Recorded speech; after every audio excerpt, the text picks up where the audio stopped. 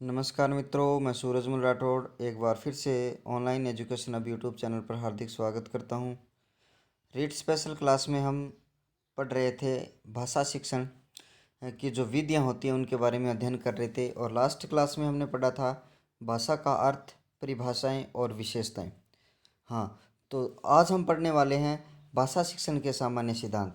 तो भाषा शिक्षण के सामान्य सिद्धांतों से भी क्वेश्चन पूछा जाता है और सीधी पंक्ति आती है और उसमें सिद्धांत का नाम पूछ लिया जाता है। तो उन्हीं सिद्धांतों को हम एक एक करके पढ़ने वाले हैं। लगभग इस चर्चा में हम 9-10 सिद्धांत को शामिल करने वाले हैं। तो सबसे पहला सिद्धांत आता है हमारा चयन का सिद्धांत। चयन का सिद्धांत क्या कहता है कि कोई भी शिक्षक है उनका दायित्व बनता है कि वो कक्षा कक्ष में जाकर बच्चों की योग्यता, क्षमता आदि के अनुसार जो भी विषय वस्तु है उनका चयन करना चाहिए। तो इसी बात को मैं यहाँ पर दोहरा रहा हूँ कि शिक्षक का यह आवश्यक कर्तव्य होता है कि शिक्षण से पूर्व छात्रों के स्तर को जान लेना चाहिए, योग्यता व क्षमता आदि को जानते हुए उसके आधार पर विषय वस्तु का क्या करना चाहिए, चयन करना चाहिए। उसके बाद में अगले में किसी भी पाठ को किस रूप में प्रस्तुत करें, यानी कौन सा अध्याय है वो किस रूप में प्रस्तुत करना होता है जिससे वह छात्रों के लिए सरल हो जाए, सुबोध और सहज ग्रहण कर सके आदि। इस तरीके से वो किस तरीके से प्रभावशाली बन सकता है और किस तरीके से वो मनोरंजक बन सकता है, इसका चयन करना चाहिए। तो चयन का सिद्धांत यही कहता है कि कोई भी अध्यापक है कक्षा कक्ष में जाने से जाकर वो ऐसी विषय वस्तु का चयन करें ताकि बच्चे उनमें मनोरंजन ले सके, बच्चों के ऊपर प्रभाव डाल सके, बच्चे सरलता से सुबोध रूप से उसको ग्रहण कर सके। तो ये एक अध्यापक का दायित्व बनता है, कर्तव्य बनता है, उनके क्षमता के अनुसार है विषय वस्तु का चयन करें। ये था चयन का सिद्धांत। अगले सिद्धांत की हम बात करें। अगला सिद्धांत है हमारा स्वाभाविकता का सिद्धांत। और स्वाभाविकता के सिद्धांत में हम सबसे पहले पढ़ेंगे मौखिक से लिखित की ओर जो नियम होता है उस तरीके से हमें अध्ययन करवाना चाहिए। एनबीएस जो टीजीटी का पेपर हुआ था उसमें पूछा गया था, मौखिक से लिखित की ओर हमें अनुसरण करवाना चाहिए। कक्षा कक्ष में जैसे अध्यापक जाता है पढ़ाने के लिए, शिक्षण करवाने के लिए और शिक्षण कार्य करवाए, तो सबसे पहले अध्यापक है वो उससे क्या करना चाहिए, मौखिक रूप से शिक्षण देना चाहिए। तो ये बात यहाँ पर है कि सर्वप्रथम मौखिक भाषा का शिक्षण अध्यापक को देना चाहिए, और मौखिक भाषा का शिक्षण देने के बाद में वो उसके धीरे धीरे जो लिखित भाषा है उसकी ओर एक अध्यापक को अग्रसर होना चाहिए। भाषा की इकाई वाक्य है। वास्तव में जो भाषा की जो इकाई है जिसका भावार्थ निकले वो वाक्य है, शब्द नहीं होता।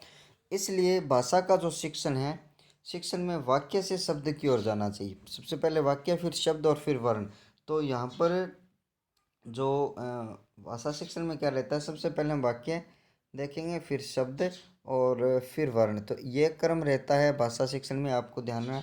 जैसे हम व्याकरण पढ़ते हैं तो सबसे पहले वर्ण, फिर शब्द, और शब्द के बाद में हम वाक्य पढ़ते हैं। लेकिन हम भाषा शिक्षण में पहले वाक्य, वाक्य से हम शब्द की ओर लौटते हैं, शब्द की ओर हम किसकी ओर लौटते हैं, वर्ण की ओर लौटते हैं। तो ये हमें क्या ध्यान रखना चाहिए, हम स्वाभाविकता के नियम में हम ये चीज़ पढ़ेंगे। तो अगला जो नियम है हमारा क्रियाशीलता का नियम। क्रियाशीलता से जब भी आप तात्पर्य लो शिक्षण विधियों में, तो क्रियाशीलता का तात्पर्य आप करके सीखो। क्रियाशीलता का तात्पर्य ये होता है करके हमें सीखना होता है, यानी खुद कार्य करके उस कार्य के अनुभव से हमें सीखना है। तो सबसे पहले हमने ये करके सीखने में आनंद आता है। तो क्रियाशीलता से तात्पर्य आपको करके सीखने से लेना है। डीवी फ्रोवेल और मोंटेसरी और गांधी ने आदि ने जो शिक्षण में करके सीखने के सिद्धांत को सर्वोत्तम माना है। चाहे फ्रोवेल की बात करें, मारिया मोंटेसरी की बात करें, चाहे महात्मा गांधी आदि ने शिक्षण कार्य को करके सीखने के सिद्धांतों पर बल दिया और उनको सर्वोत्तम माना। जैसे प्रोजेक्ट विधि की भी बात करते हैं हम, जो फ्रोवेल और महात्मा गांधी द्वारा, किलपैट्रिक द्वारा आदि जो है वो करके सीखने की हमारी विधि होती है। भाषा शिक्षण के अंतर्गत जो क्रियाएं होती हैं उन क्रियाओं की अगर बात हम करें, तो भाषा शिक्षण के अंतर्गत जो क्रियाएं, साहित्य कार्यक्रमों का संयोजन करना चाहिए। साहित्य कार्यक्रमों का जब संयोजन करेंगे तो विद्यार्थी है शिक्षणार्थी है वो क्या करेंगे, उसमें रुचि लेंगे और वो खुद करके कुछ नई कविता, कुछ नया साहित्य लिखने की कोशिश करें। मौखिक एवं लिखित कार्य करवाना, उसी दौरान कोई मौखिक और लिखित कार्य करवाना चाहिए। प्रश्न पूछना, उत्तर लेना, कविता का पाठ करना, पाठों का अभ्यास करवाना, नाटकों का अभिनय करवाना और भाषा पर आधारित विभिन्न प्रतियोगिताएं करवाना, ये सब कार्य करके सीखने वाले कार्य हैं और यही हमारी क्रियाशीलता की विधि कहती है। उसके बाद में देखिए बोलचाल का सिद्धांत क्या है। बोलचाल के सिद्धांत में क्या होता है, बालक है वो क्या है, निष्क्रिय रह जाता है। कि इसके अंतर्गत कक्षा में शिक्षक कार्य में सक्रिय शिक्षण कार्य में सक्रिय है और बालक है वो निष्क्रिय रहता है। तो आपको जब भी बालक सक्रिय हो तो वहाँ पर मनोवैज्ञानिक विधि होती है, जब बालक निष्क्रिय होता है तो वहाँ पर मनोवैज्ञानिक विधि होती है। वर्तमान समय में मनोवैज्ञानिकों, शिक्षा शास्त्रियों, भाषाविदों ने बोलचाल शिक्षण पर बल दिया है। कॉमेनियन व जॉन लॉक ने भाषा को पहले बोलचाल के माध्यम से पढ़ाना चाहिए। ये बात हमने अभी की थी कि सबसे पहले मौखिक भाषा का होना चाहिए। तो इसी प्रकार से कॉमेनियन और जॉन लॉक महोदय हैं, वो भी भाषा को पहले बोलचाल के माध्यम से पढ़ाना चाहिए, ये कहते हैं। बोलचाल शिक्षण की जो उपयोगिता है, उन उपयोगिता के बारे में हम जानें तो क्या है बोलचाल की उपयोगिता। बोलचाल के द्वारा भाषा सीखने में कम समय लगता है। जैसे हम बोलचाल से एक मौखिक माध्यम से जब भाषा सिखाने की कोशिश करेंगे तो उस भाषा को सीखने में क्या है, कम वक्त लगेगा, कम समय लगेगा। इस प्रक्रिया की सहायता से बालक शुद्ध भाषा का उच्चारण करता है। इस प्रक्रिया से की सहायता से बालक है वो शुद्ध भाषा का उच्चारण करता है और इस पद्धति से जो प्राप्त ज्ञान है वो स्थायी होता है। तो आपसे पूछ लिया जाए किस पद्धति से जो बच्चों में जो भाषा का जो ज्ञान है वो स्थायी कैसे होता है, तो बोलचाल के सिद्धांत से होता है। तो उसके बाद में हम बात करें जो अभ्यास का सिद्धांत है। अभ्यास का सिद्धांत सबसे महत्वपूर्ण सिद्धांत है। उस सिद्धांत की बात हम करें तो थॉर्नडाइक महोदय हमें याद आता है और थॉर्नडाइक महोदय ने अभ्यास का सिद्धांत है, प्रभाविकता का सिद्धांत है, तत्परता का सिद्धांत आदि सिद्धांत है। उसमें जो अभ्यास का सिद्धांत है वो बड़ा महत्वपूर्ण है। भाषा एक कौशल है और उसका अभ्यास, उसका विकास है उसके अभ्यास पर निर्भर करता है। भाषा एक कौशल है और उसका विकास उसके अभ्यास पर निर्भर करता है। तो हमें किसी भी चीज़ के लिए अभ्यास करना चाहिए, उसके ऊपर ही निर्भर करेगा उसका विकास। भाव अभिव्यक्ति, शब्दावली एवं व्याकरण आदि भी क्या है, एक अभ्यास पर निर्भर है। जब भी हम शब्दावलियाँ पढ़ते हैं, व्याकरण पढ़ते हैं, तो हम किसी भी व्याकरण के प्रकरण का जब हम अभ्यास छोड़ देते हैं तो हमारा जो प्रकरण है वो स्थायी नहीं रह पाता। तो थॉर्नडाइक महोदय ने यही कहा है कि आप कोई भी विषय वस्तु पर विकास प्राप्त करना चाहते हैं तो आपको अभ्यास करना होगा, यही अभ्यास का सिद्धांत कहता है। उसके बाद में अनुकरण के सिद्धांत की हम बात करें तो हमारा जो अनुकरण का सिद्धांत है, अनुकरण के सिद्धांत सबसे पहले आपको क्या करना है, अनुकरण शब्द का तात्पर्य हमें पता करना है। अनुकरण का तात्पर्य क्या होता है, किसी का पीछा करना, पीछे पीछे दोहराव करना, पीछे बोलना, पीछे लिखना अनुकरण है। तो इस अनुकरण सिद्धांत में क्या है, अनुकरण बालक के स्वभाव में होता है। हाँ, वास्तव में ये हमने जाना है कि चाहे हम पढ़ाई की बात करें या अन्य कामों की बात करें, अन्य खेलों की बात करें, तो बालक है उसके स्वभाव में अनुकरण होता है। वो बच्चा है वो अनुकरण हमेशा करता है जब बहुत समझ पकड़ने लग जाता है। शिक्षक जैसी भाषा बोलता है तथा लिखता है, वे भी धीरे धीरे वैसी भाषा बोलने व लिखने का प्रयास करते हैं। यानी बच्चे हैं जो भी शिक्षक उनका आदर्श बन जाता है, उनकी भाषा का अनुसरण करते हैं, उनके लिखने के कौशल का अनुसरण करते हैं, तो धीरे धीरे वो इस चीज़ में पारंगत हो जाते हैं। शिक्षक भाषा में पारंगत होना चाहिए। हाँ, जब भी कोई भी शिक्षक है भाषा का वो अपना अध्ययन करवा रहा है तो वो शिक्षक क्या है, अपनी भाषा में क्या होना चाहिए, पारंगत होना चाहिए।